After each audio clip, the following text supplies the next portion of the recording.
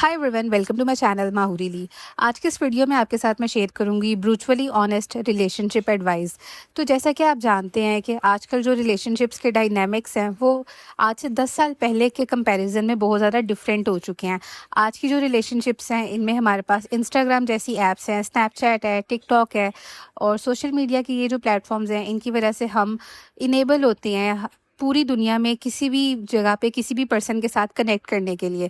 पहले ये होता था कि लोग स्कूल जाते थे, यूनिवर्सिटी जाते थे, कॉलेज जाते थे, फिर वो अपनी वर्क लाइफ की तरफ एंटर होते थे और इस तरह से ये समझा जाता था कि स्कूल कॉलेज में किसी को एक फ़र्स्ट लव होगा, फिर यूनिवर्सिटी तक जाते-जाते उनकी लाइफ में एक परमानेंट उनको अच्छा पार्टनर मिल जाएगा और by the time they get a job उनकी किसी अच्छे पर्सन के साथ एक प्रॉपर हेल्थी और लॉन्ग टर्म रिलेशनशिप इस्टेब्लिश हो चुकी होगी।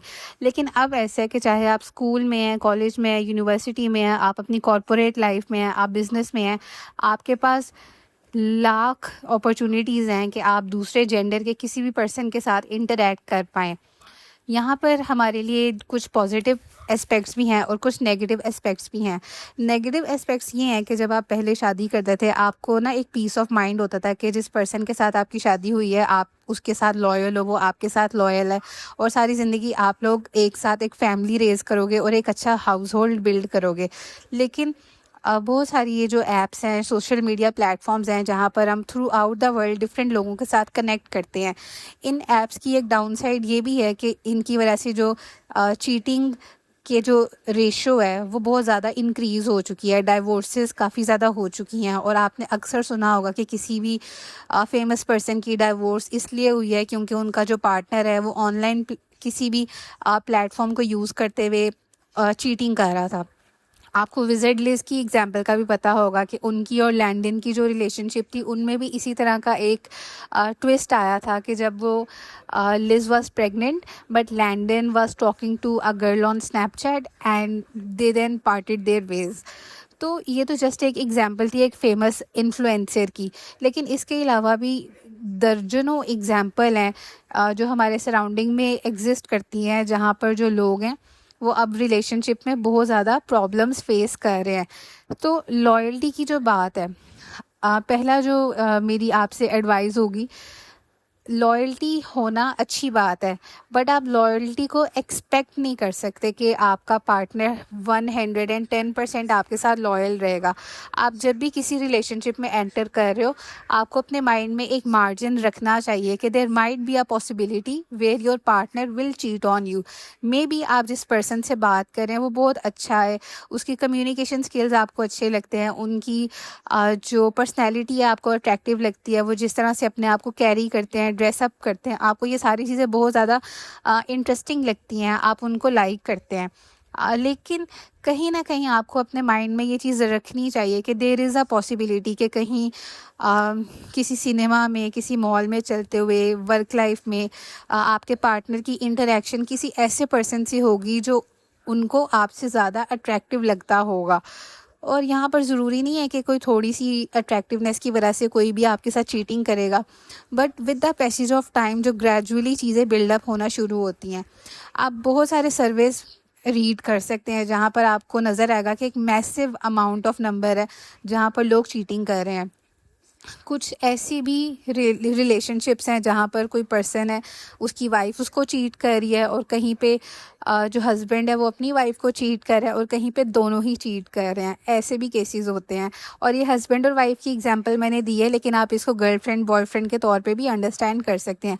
तो लॉयल्टी एक्सपेक्ट करना 110%, I think this would be something that you would do wrong to yourself. यानी आपको ये एक्सपेक्ट नहीं करनी चाहिए। मतलब अच्छी बात है, एक हम सब का एक माइंडसेट होता है कि जब तक लॉयल्टी नहीं होगी तो फिर रिलेशनशिप का मतलब ही क्या है।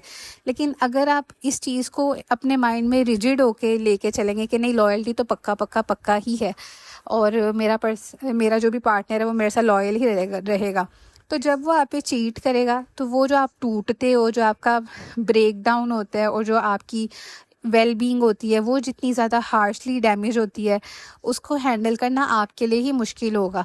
तो एट सम लेवल आपको इस चीज़ की ना प्रिपेयर आपको अपने आप को रखना चाहिए कि इन केस आपका पार्टनर आप पे चीट करे तो आपका नेक्स्ट स्टेप क्या होना चाहिए। तो इस चीज़ की अंडरस्टैंडिंग आई थिंक सो आज की जो रिलेशनशिप्स हैं उनमें सबसे पहले ज़रूरी है कि आपको पता होना चाहिए कि आप अपने आप को हैंडल कर पाओगे या नहीं कर पाओगे, और हैंडल किन तरीक़ों के साथ करना है वो आपको पता होने चाहिए। आप वेल इक्विप्ड होने चाहिए for entering into a proper relationship. फिर है सेकंड चीज़ जो है टू मच ट्रस्ट। ये जो वीडियो है इसमें आपने ये नहीं समझना कि मैं आपको डरा रही हूँ या आपको मैं नेगेटिव पॉइंट्स बता रही हूँ, पॉजिटिव पॉइंट्स भी डिस्कस करेंगे। अपने पार्टनर पे बहुत ज़्यादा भरोसा नहीं करना चाहिए आपको। आपकी स्पेसिफिकली आपकी कोई बैंकिंग डिटेल्स हैं, आपकी जो फाइनेंशियल रिसोर्सेज हैं उन तक ब्लाइंड आप ट्रस्ट करके किसी को एक्सेस दे दें, या आपकी जो पर्सनल इम्पॉर्टेंट डॉक्यूमेंट्स हैं जैसे आपका आईडी कार्ड है या कोई भी ऐसी चीज़, आई थिंक सो इंडिया में आधार कार्ड होता है, और आपके जो जो भी इम्पोर्टेंट डॉक्यूमेंट्स हैं आपसे रिलेटेड, आपको उनकी जो सेफ्टी है वो इंश्योर रखनी चाहिए। और आपके फ़ोन में जो डिफरेंट ऐप्स हैं उनके जो पासवर्ड्स हैं, पासवर्ड शेयर करना I think so this is not a sign of loyalty, क्योंकि जिसने आपको चीट करना है हो सकता है वो किसी और आईडी पे किसी और अकाउंट पे जाके आपको चीट कर दे। जो अकाउंट उन्होंने आपसे शेयर किया उस पे वो आपको यही दिखाएं कि मैं तो एक लॉयल पर्सन हूँ, बट जिस अकाउंट पे वो अपनी ऐसी एक्टिविटीज़ कर रहे हैं हो सकता है वो आपसे कभी शेयर ही ना करें। और अगर आपको लगता है कि आप अपने पार्टनर का फ़ोन एक्सेस कर सकते हो तो इसका ये मतलब नहीं है कि आपका पार्टनर दूसरा फ़ोन नहीं रख सकता। बहुत सारे लोग 2 फ़ोन्स लेके चलते हैं, बल्कि अब तो 3-3 फ़ोन रखना भी बहुत नॉर्मल हो चुका है। चलिए 3 तो शायद मैं ज़्यादा बोल रही हूँ, 2 फ़ोन होना बहुत नॉर्मल हो चुका है, बहुत सारे लोग रखते हैं। और ये मैं हवा में बातें नहीं कर रही, अगर आप लड़की हो, आप सुन रही हो, तो मोस्ट प्रोबेबली आपके पास एक ही फ़ोन होगा, लेकिन आप जिस लड़के से बात कर रही हो उसके पास हो सकता है 2-2 फ़ोन हो, और जब आप वंस व्यू में उसको कुछ सेंड करती हो तो वो सेकंड फ़ोन से सेव भी रख लेता है। तो बहुत सारे लोग बहुत सारी चीज़ें करते हैं। तो आपकी जो बैंकिंग डिटेल्स हैं और जो भी आपके पासवर्ड्स वगैरह हैं, आपके जीमेल का पासवर्ड है जहाँ पर आपकी बहुत सारा डेटा आपके रिगार्डिंग स्टोर होता है, ऐसी चीज़ों पर किसी को ब्लाइंड ट्रस्ट करके एक्सेस देना I think is not a good move. मैं एक ऐसे कपल के बारे में भी मैं सुना है, बल्कि I know it very well, कि जहाँ पर एक पर्सन ने अपनी वाइफ़ के साथ अपने इस तरह अकाउंट्स का पासवर्ड भी शेयर किया हुआ है, लेकिन उस पे ओटीपी भी लगाया हुआ है कि अगर मतलब 2 स्टेप वेरिफिकेशन भी ऐड अप की हुई है, तो अगर जब भी उनकी वाइफ़ उसको एक्सेस करने की कोशिश करेगी तो उन तक एक ओटीपी तो जाएगा ही, जो उनकी वाइफ़ उनसे फिर पूछेंगी। तो मतलब हर बंदा ना एक से बढ़ के एक सॉल्यूशन निकाल ही लेता है। जिस भी पर्सन ने चीटिंग करनी होती है वो अपने लिए कोई ना कोई रास्ता निकाल ही लेता है। आप ऑनलाइन प्लेटफॉर्म्स पे जाएं, रेडिट पे जाएं, डिस्कॉर्ड पे जाएं, आपको बेशुमार ऐसी स्टोरीज़ मिलेंगी जहाँ पर लोग एनोनिमस आईडीज़ के साथ अपनी रियल स्टोरीज़ या उनके साथ जो इंसिडेंसेस हो रहे होते हैं वो शेयर करते हैं।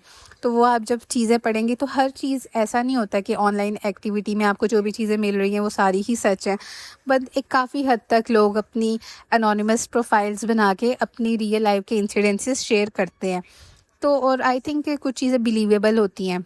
सो ये आपसे मैंने शेयर किया। और कुछ लोग होते हैं जो स्कैम करते हैं, यानी एक पर्सन आपके साथ एक सर्टेन टाइम तक होता है, लेकिन उसने अपना माइंड बना लिया होता है कि वो आपको छोड़ के जाएगा, लेकिन छोड़ के जाने से पहले वो आपकी जो बैंकिंग डिटेल्स हैं उनको यूज़ करते हुए फाइनेंशियल वेज में आपको स्कैम कर सकते हैं।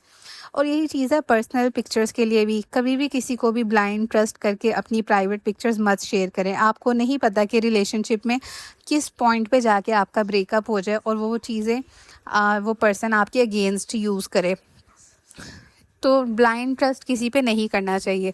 और ये बात भी मैं कहूँगी कि आपकी लाइफ का कोई डीप सीक्रेट है, मतलब आपने लेट से आपसे कोई ऐसी चीज़ हो गई है जो आपको लगता है कि आपके लिए सोशली एम्बैरेसिंग हो सकती है, तो बहुत ही ज़्यादा लिमिटेड रखें इस तरह की बातें अपने पार्टनर के साथ शेयर करना। ट्रस्ट होना अच्छी बात है, लेकिन ट्रस्ट के चक्कर में अपना ही नुकसान करवा लेना I think that would be too much stupid. और आज के ज़माने में जिस तरह के लोग हैं वो बहुत सेल्फिश होते हैं। अच्छे से अच्छा इंसान भी अपने आप को प्रायोरिटी देगा किसी भी रिलेशनशिप को सेव करने से ज़्यादा।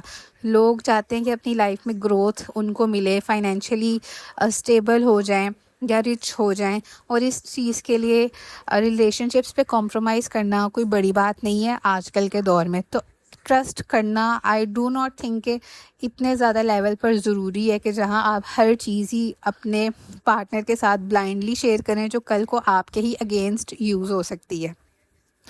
फिर थर्ड चीज़ है, अपने आप को बिज़ी रखें।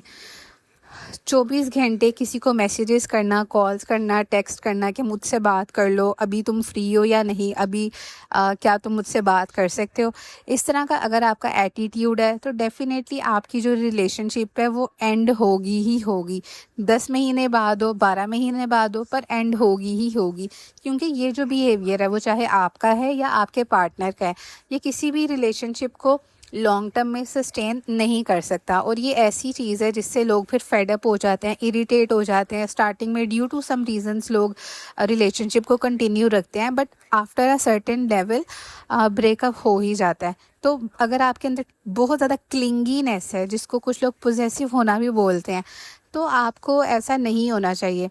आपका जो भी पार्टनर है उसको भी स्पेस दें और अपने आप को भी बिज़ी रखें। आपकी लाइफ में ऐसी एक्टिविटीज़ होनी चाहिए जो आपको इंटरेस्टिंग लगे, जिनसे आपकी बॉडी में हैप्पी हार्मोन्स इंक्रीज़ हों या रिलीज़ हों। और ज़रूरी नहीं है कि आपकी जो हैप्पीनेस है वो हमेशा किसी पर्सन पे डिपेंड करे। अपने काम से प्यार करें। और अगर आप ऑब्वियसली हर किसी के पास आइडियल ड्रीम जॉब नहीं होती, तो अगर आप अपने स्ट्रगलिंग फेज़ में, आपको अपनी जॉब नहीं पसंद लेकिन आपको करनी पड़ रही है, तब भी कोशिश करें कि somehow try to make up some time for yourself. अपनी सेल्फ केयर करें, वर्कआउट करें, जिम करें, अच्छे कंटेंट को कंज्यूम करें, बजाय इसके कि ऐसा कंटेंट जो आपको लाइफ में बैकवर्ड्स लेके जाए, आपके अंदर नेगेटिव चीज़ों को प्रमोट करे, जैसे जेलिसी। आप ऐसे कंटेंट को कंज्यूम करें जो कि आपकी वेल बीइंग में हेल्पफुल हो सके। और ऑनलाइन बहुत सारा कंटेंट ऐसा है जो बहुत ज़्यादा वैल्यू ऐड कर सकता है आपकी लाइफ में।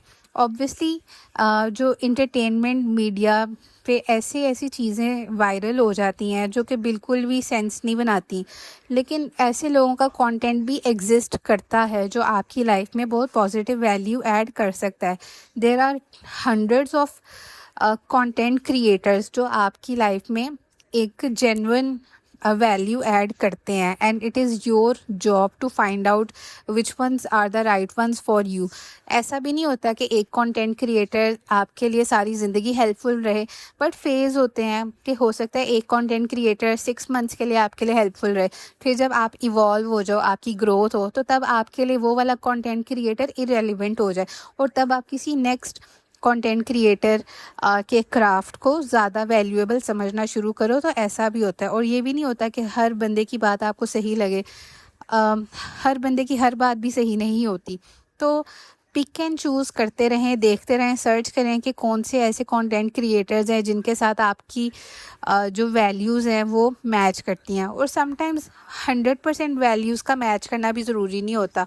समटाइम्स कुछ ऐसे कंटेंट क्रिएटर्स भी होते हैं जिनसे आप 90% एग्री नहीं करते, लेकिन जो 10% का पंच वो आपकी लाइफ में ऐड करते हैं, that is definitely worth it. तो अपने आप को बिज़ी रखें हेल्थी एक्टिविटीज़ में, अपने सेल्फ केयर करें, वर्कआउट वगैरह करें, और इसके अलावा ऐसे स्किल्स सीखें जिनसे आपको जो जॉब नहीं पसंद आप उसको छोड़ के एक अच्छी जॉब की तरफ जा सकें जो आपकी ड्रीम जॉब है, या जो भी आपका ड्रीम है उसके बारे में सर्च करें कि क्या प्रैक्टिकल स्टेप्स हैं। बिज़नेस बनाना आसान नहीं होता, उसमें सालों लग जाते हैं। गिरते हैं लोग, फिर उठते हैं, फिर गिरते हैं, फिर उठते हैं। शार्क टैंक पर जब आप देखते हैं, लोगों की स्टोरी सुनते हैं, so you get to know कि रियलिटी कितनी ज़्यादा डिफ़िकल्ट होती है, और एक अच्छा ड्रीम जॉब अटेन करना दैट इज़ रियली डिफ़िकल्ट। और सिर्फ बिज़नेस ही नहीं, अब कंटेंट क्रिएशन में आप ख़ुद भी आ सकते हैं। अगर आपको लगता है कि आप वैल्यू ऐड कर सकते हैं किसी भी स्ट्रीम में, तो आपको अपना कंटेंट भी क्रिएट करना चाहिए। तो अपने आप को एक्टिविटीज़ के साथ बिज़ी रखें जिसमें आप हर वक्त किसी पर्सन पे रिलाई ना करें कि वो मुझसे बात करेगा तो मुझे सुकून मिलेगा, वो मुझसे बात करेगा तो मैं रात को सुकून से सो पाऊँगा या सो पाऊँगी। तो अपने आप को बिज़ी रखें, और बहुत ज़्यादा जो क्लिंगीनेस है या जिसको पॉसेसिव होना कहते हैं, इस वाली जो आपकी हैबिट है, इसको चेंज करने की कोशिश करें। फिर ये तो 3 पॉइंट्स मैंने आपके साथ शेयर किए। फिर जो चौथी बात है वो है ट्रेड ऑफ। ट्रेड ऑफ का मतलब ये है कि आप जब भी किसी पर्सन से इंटरेक्ट करेंगे तो ऐसा नहीं है कि वो पर्सन बिल्कुल 100% आइडियल परफेक्ट इंसान होगा। उसके भी कुछ फ्लॉज़ होंगे और आपके भी कुछ फ्लॉज़ होंगे, और आपको ये देखना पड़ेगा कि आपके और उनके फ्लॉज़ जो भी हैं, उनमें आपका ट्रेड ऑफ कैसा है, यानी आप किस चीज़ पे कॉम्प्रोमाइज़ कर रहे हैं और किस चीज़ पे आपको है कि हाँ, ये चीज़ मुझे मिल रही है तो इस चीज़ पे मैं कॉम्प्रोमाइज़ कर सकता हूँ। तो ये चीज़ आपको पता होनी चाहिए। अपनी कोई 4-5 पॉइंट्स लिख लें जो आपको पता हो कि इन पे मैं कॉम्प्रोमाइज़ नहीं करूँगा या नहीं करूँगी, और फिर देख लें कि आपकी इस पर्सन के साथ रिलेशनशिप मैच कर रही है या नहीं। और आप ये भी देख लें कि हाँ, इसमें ये फ्लॉज़ हैं, तो इसके साथ मैं कहाँ-कहाँ कॉम्प्रोमाइज़ कर सकता हूँ। और जब आप कॉम्प्रोमाइज़ करें तो ये भी देखें कि वो जो बंदा है वो भी आपके साथ किसी न किसी तरह का कॉम्प्रोमाइज़ कर रहा है, जो आपका पार्टनर है। तो आप उस पे भी अपने आप को ये बिल्कुल भी मत समझें कि मैं तो बिल्कुल ठीक हूँ, मेरी तो हर बात बिल्कुल ठीक है, मेरे अंदर तो कोई गलती हो ही नहीं सकती। आप में भी गलतियाँ हैं और आपके पार्टनर में भी गलतियाँ हैं, और आप दोनों एज़ अ ह्यूमन अपनी ज़िंदगी में ग्रो कर रहे हैं। कुछ लोग होते हैं जो बिल्कुल भी ग्रो नहीं करते, ऐसे लोगों की पार्टनरशिप से अवॉइड करें। लेकिन आपको अगर कहीं पे ग्रोथ का पोटेंशियल मिलता है तो उसको यूटिलाइज़ भी करना चाहिए। और अगर आपकी लाइफ में कोई ऐसा पर्सन है जिसमें ग्रोथ का कोई एलिमेंट ही नहीं है, तो आपको सोचना चाहिए कि आप एक ऐसे पर्सन के साथ रिलेशनशिप में जा ही क्यों रहे हैं। और ऐसा नहीं होता कि हर बंदा एस्पिरेशनल हो। कुछ लोग एक डे टू डे लाइफ के साथ हैप्पी और सेटिस्फाइड होते हैं, और ज़रूरी नहीं है कि हर वक्त आपकी रिलेशनशिप में कोई ड्रामा हो, कोई कैओस हो। आपको पता होना चाहिए, अगर आपकी लाइफ बिल्कुल स्ट्रेट एक रास्ते पे चल रही है, तो बोरिंग डेज़ में आपने हैप्पी कैसे रखना है अपने पार्टनर के साथ। आप जो डेली एक्टिविटीज़ होती हैं उनको एंजॉय कर सकते हैं या नहीं। और ये जो पार्टनर है, ज़रूरी नहीं है कि आप एक हस्बैंड वाइफ़ की रिलेशनशिप में एक दूसरे के साथ रह रहे हैं। आपका कॉलेज में या यूनिवर्सिटी में जाके किसी के साथ आपका कोई रिलेशनशिप है, या आप कॉर्पोरेट में जॉब कर रहे हैं, वहाँ पर आपका कोई रिलेशनशिप है किसी के साथ, तो वहाँ पर आपने देखना है कि आप लोग आपस में कितना टाइम स्पेंड करते हैं, और क्या वो टाइम जो आप स्पेंड कर रहे हैं वो क्वालिटी टाइम है, या उससे मज़ीद आपकी लाइफ में स्ट्रेस ऐड हो रहा है। अगर मज़ीद आपकी लाइफ में स्ट्रेस ही ऐड हो रहा है, तो उस रिलेशनशिप को एंड करना बोथ पार्टीज़ के लिए ही बेनिफिशियल है। तो आपको इन चीज़ों की भी अंडरस्टैंडिंग होनी चाहिए कि आपने किस चीज़ पे कॉम्प्रोमाइज़ करने के लिए आप विलिंग है, और कौन से ऐसे पॉइंट्स हैं जिन पे आप कॉम्प्रोमाइज़ नहीं कर सकते। और यहाँ पर मैं एक बात ये भी कहूँगी कि कुछ हमारी ना रिजिड बाउंड्रीज़ होती हैं कि हम कहते हैं कि इस चीज़ पे तो हम कॉम्प्रोमाइज़ कर ही नहीं सकते। लेकिन आपको ना ये भी देखना चाहिए कि आजकल दौर कैसा चल रहा है, और उस दौर में जो रियलिटी है, उस रियलिटी को एक्सेप्ट करके ही आपको उस रिलेशनशिप में एंटर करना चाहिए। फिर एक बात आ जाता है फ्रेंड्स का, यानी आप जिस पार्टनर के साथ हैं उसकी अगर ऑपोजिट जेंडर्स के साथ फ्रेंडशिप है, तो आप उससे अगर आपको कोई कंसर्न है तो आप उसको आपस में म्यूचुअली एक बार डिस्कस कर सकते हैं। किसी पे भी आपको ये नहीं करना चाहिए कि अगर एक पर्सन मेरे साथ रिलेशनशिप में है तो मैं उसका ओनर हूँ। ऐसा माइंडसेट आपको लाइफ में बहुत ज़्यादा पीछे लेके जाएगा। आपको इतनी अंडरस्टैंडिंग होनी चाहिए कि जब मैं किसी के साथ एक रिलेशनशिप में आ रहा हूँ, किसी को अपना पार्टनर बना रहा हूँ, तो उसकी भी एक सोशल सर्कल होगा, उसका भी एक सोशल लाइफ उसकी होगी। और ये भी ज़रूरी नहीं है कि हमेशा किसी पर्सन की सोशल लाइफ हो या सोशल सर्कल बहुत बड़ा हो। लेकिन आपको देखना चाहिए कि आप जिस पार्टनर के साथ हो उसका उठना बैठना किस तरह के लोगों में है, वो खुद किस तरह का इंसान है। और आपको इन चीज़ों की पहले अंडरस्टैंडिंग होनी चाहिए, और फिर आपको बाद में रिलेशनशिप में आना चाहिए। और अगर कोई भी ऐसा पर्सन है जिसकी फ्रेंड सर्कल से आपको कोई इशू है, तो उसके साथ रिलेशनशिप में आने का मतलब ही नहीं है। आप किसी को ये नहीं बोलोगे कि आप तुम अपने सारी फ्रेंड्स को, चाहे वो मेल है या फीमेल है, उसको छोड़ के तुम बस मेरे तक बाउंड हो जाओ। I think that would be an extreme case.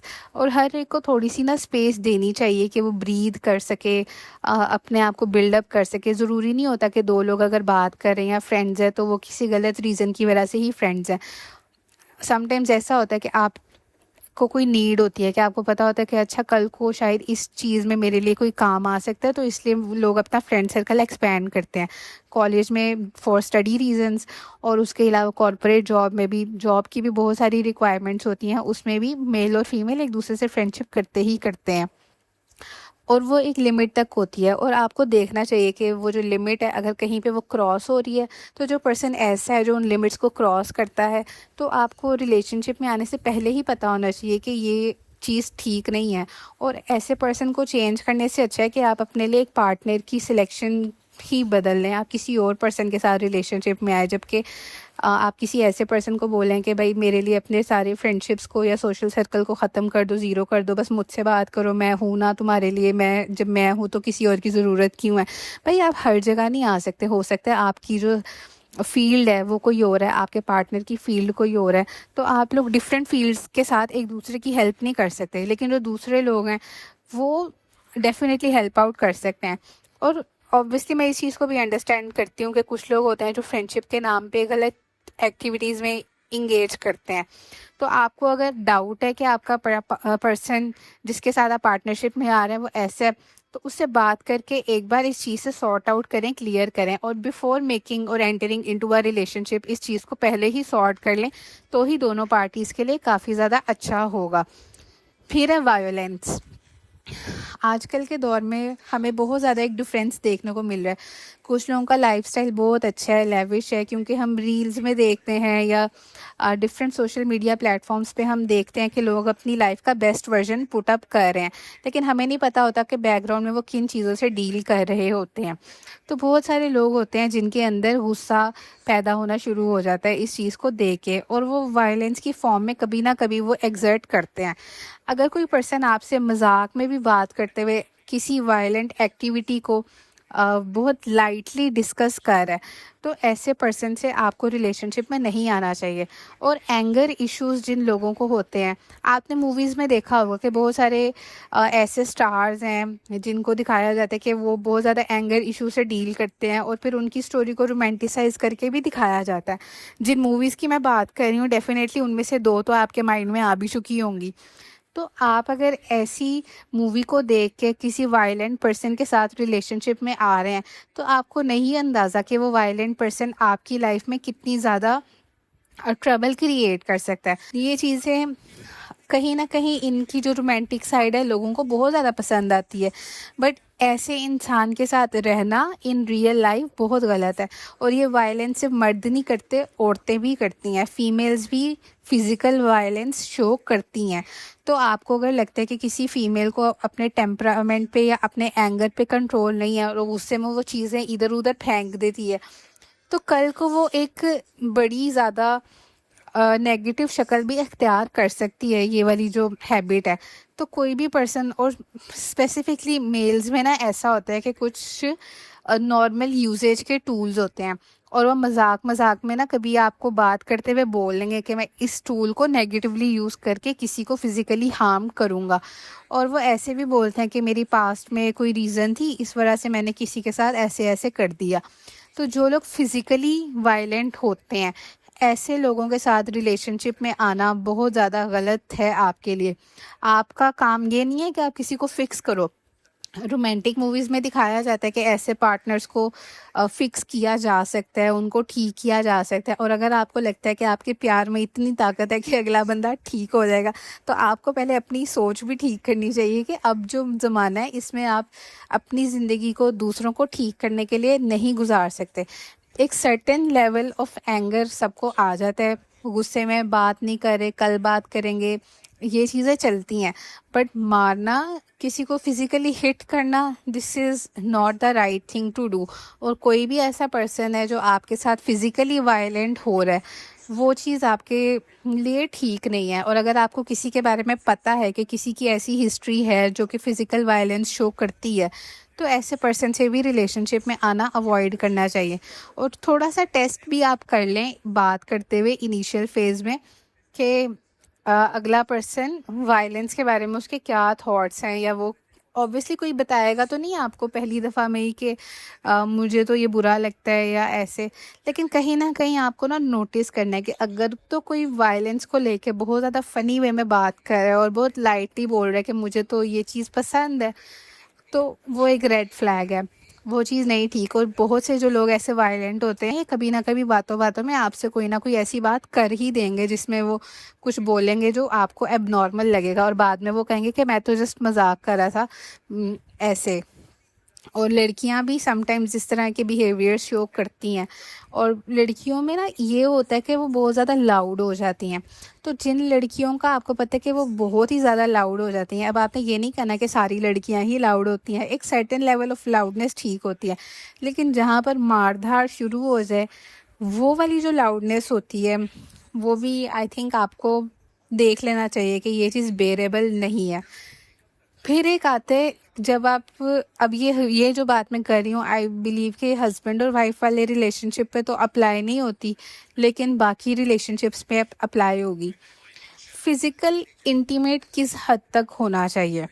आज का तो जो दौर है, इसमें आई डोंट नो अब आप किस रीजन से इस वीडियो को देख रहे हैं, क्योंकि हर जगह पे कल्चरल लेवल पर या सिटी का भी अगर डिफरेंस है तो उस वजह से बहुत सारी चीज़ें चेंज हो जाती हैं। लेकिन मैं एक मेन स्ट्रीम को माइंड में रखते हुए ये बात करूँगी। बहुत सारे लोग हैं जिनके लिए हैंडशेक करना इज़ नॉर्मल।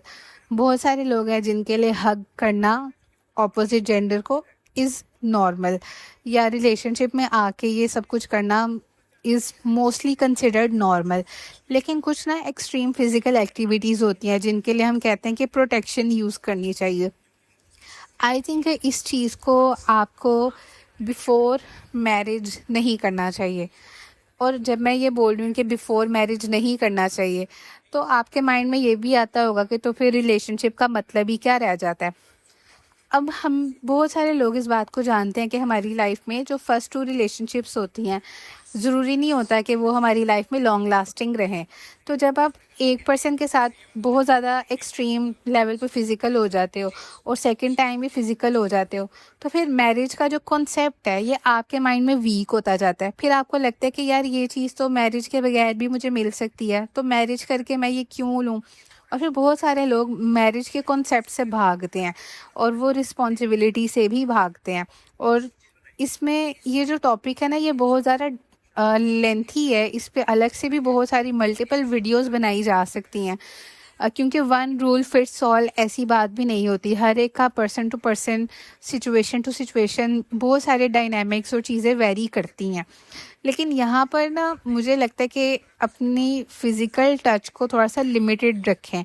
ऐसा फ़िज़िकल टच करना जिससे बाद में आपको बहुत एक्सट्रीम कॉन्सिक्वेंसेस मिल सकते हैं, उस चीज़ को अवॉइड ही करना चाहिए। क्योंकि फिर हर चीज़ का ना चार्म ऐसे सोसाइटी से ख़त्म होता जाता है। क्योंकि अब हमारी सोसाइटी में जो चीज़ें हैं, बहुत सारी जगह ऐसी हैं जहाँ पे क्लब्स बहुत कॉमन है, स्पास बहुत कॉमन है, और वहाँ पे जाके लोग जो प्लेजर उनको एक हस्बैंड वाइफ को मैरिज में मिलता है, वो विदाउट मैरिज उस चीज़ को हासिल कर लेते हैं। तो जब लोगों को ये प्लेजर विदाउट मैरिज मिल रहा है, तो मैरिज की इम्पोर्टेंस ख़त्म हो जाती है, आहिस्ता आहिस्ता डिक्लाइन करती है। आज भी आप अपनी सराउंडिंग में लोगों को सुने, बहुत सारे लोग ऐसे होंगे जो कहते हैं कि हम मैरिज को पसंद नहीं करते या हम नहीं करना चाहते। क्योंकि यही रीज़न्स हैं, क्योंकि जब आपके पास इतनी ज़्यादा अपॉर्चुनिटीज़ हैं, जब आप शादी किए बगैर ही वो सब कुछ कर सकते हो जो शादी के बाद होना होता है, तो फिर शादी की कोई इतनी वैल्यू नहीं रह जाती। फिर आपके माइंड में यही होता है कि भाई शादी का मतलब है कि रिस्पॉन्सिबिलिटीज़ पूरी करना फाइनेंशियली, और एक फैमिली रेज़ करना। तो इससे अच्छा है कि मैं अपनी जो मेरी फ़िज़िकल नीड्स हैं उनको विदाउट मैरिज ही पूरा कर लूँ। लड़कियां भी ऐसे सोचती हैं, लड़के भी ऐसे सोचते हैं। और इट डिपेंड्स, आई मीन कि अब आपकी क्या सोच है, आई डू नॉट नो। लेकिन एक ऐसा सेगमेंट सोसाइटीज़ में एग्जिस्ट करता है जिनकी इस तरह की सोच बनती जा रही है। और आप अपने सराउंडिंग में लोगों से पूछेंगे तो आपको कोई ना कोई ऐसा मिल ही जाएगा जो इस तरह का एक परसेप्शन अपना या आइडिया ऑफ लाइफ अपना रखता होगा। तो हमें मैरिज की ब्यूटी को सस्टेन अगर हम करना चाहते हैं, तो एज़ कलेक्टिव सोसाइटी हमें ये स्टेप लेना चाहिए कि ये वाली जो एक्टिविटी है इसको शादी के बगैर नहीं करना चाहिए। और अगर आप एक लड़की हो और आपको कोई लड़का कहता है कि मेरे साथ फ़िज़िकली इंगेज करो, और नहीं करोगी तो मैं किसी और के पास चला जाऊंगा या मैं रिलेशनशिप तुम्हारे साथ नहीं रखूँगा, ऐसा पर्सन अगर आपसे शादी भी कर लेता है, वो आपको शादी के बाद भी चीट करेगा ही करेगा। ये आप लिखवा के रख लो। जिसने लॉयल रहना है उसके लिए ये फ़िज़िकल चीज़ इतनी ज़्यादा मैटर नहीं करती। ऑब्वियसली फ़िज़िकल चीज़ों की एक सर्टेन लेवल तक इम्पॉर्टेंस होती है, लेकिन जब एक पर्सन यही कहे कि मेरे साथ फ़िज़िकल रहोगी तो ही मैं रिलेशनशिप रखूँगा और या रखूँगी, और इसके बगैर रिलेशनशिप का कोई मतलब नहीं है। वो आपको यूज़ करके चला जाएगा या चली जाएगी। समटाइम्स लड़कियां भी ऐसे बोलती हैं जो फिज़िकल प्लेजर अटेन करना चाहती हैं, तो वो भी अपने पार्टनर को फोर्स समटाइम्स कर देती हैं कि I want to do this thing, और बाद में वो उसको छोड़ के फिर दूसरे के पास भी चली जाती हैं। तो ये चीज़ मल्टीपल दोनों साइड से होती है। किसी एक जेंडर को ब्लेम करना is not right in this case. और यहाँ पर कोई भी पर्सन आपको अगर एक डिमांड रख रहा है ना आपके सामने कि ऐसा करोगी तो ऐसा होगा, वो रिलेशनशिप या तो ख़राब हो ही जाएगी, या उसमें आपका पार्टनर इतना ज़्यादा मैनिपुलेटिव होगा कि वो आपको इवन आपसे शादी भी कर लेगा, आपको शो करेगा कि वो आपके साथ है या वो लड़की आपके साथ है, लेकिन एट सम पॉइंट वो आपको चीटिंग कर रहा होगा या कर रही होगी थ्रू आउट योर रिलेशनशिप, और आपको पता भी नहीं होगा। तो यहाँ पर कोई भी जो फिज़िकल रिलेशनशिप आप किसी के साथ बनाओ, आई थिंक सो इस चीज़ को हमें शादी के बाद के लिए ही रखना चाहिए, या एटलीस्ट एक्सट्रीम फिज़िकल एक्टिविटीज़ में नहीं इंगेज करना चाहिए। ये मेरा परसेप्शन है, क्योंकि आप अगर एक लड़की हो, इन केस आप प्रेग्नेंट हो जाती हो, तो बाद में आपके लिए जो लाइफ है वो डिफ़िकल्ट होगी। अगला बंदा तो चला जाएगा, लेकिन आपको जो डिफ़िकल्टी फ़ेस करनी पड़ेगी वो बुरी है। और लड़कों में भी फिर जो ऐसे कर लेंगे, उनको भी फिर बाद में कोई सेंस ऑफ रिस्पॉन्सिबिलिटी फ़ील नहीं होगी। वो कहेंगे मैंने एक बार ऐसे कर लिया, चलो दूसरी बार भी कर लेते हैं, और उनकी वजह से दूसरी लड़कियों की जो लाइफ ख़राब होगी वो अलग है। और ये वो चीज़ है जिससे लड़के फिर रिलेशनशिप के बाद भी चीट करते हैं। जब उनको पता होता है कि भाई शादी किए बगैर ही सब कुछ मिल सकता है, तो फिर कोई लड़का शादी करेगा ही क्यों? तो ये सारी चीज़ें भी देखनी चाहिए हमें।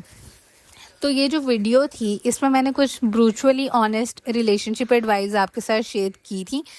सो आई होप आपको ये वीडियो समझ आई होगी, अच्छी लगी होगी। कुछ पॉइंट्स ऑब्वियसली ऐसे हैं जिनसे आप डिसएग्री करते होंगे, क्योंकि ये मेरा परसेप्शन है जो मैंने आपके साथ शेयर किया है। और आपकी कोई डिसएग्रीमेंट्स हैं या आपका कोई अलग व्यू है, आप डेफिनेटली कमेंट्स में शेयर करें। We can have a healthy conversation about this. So I hope आपको वीडियो अच्छी लगी है। Make sure to subscribe to my channel, ताकि मेरा चैनल ग्रो हो और फ्यूचर में आपके साथ मैं और इंटरेस्टिंग कंटेंट शेयर कर सकूं। This is it for today's video. See you in my next one.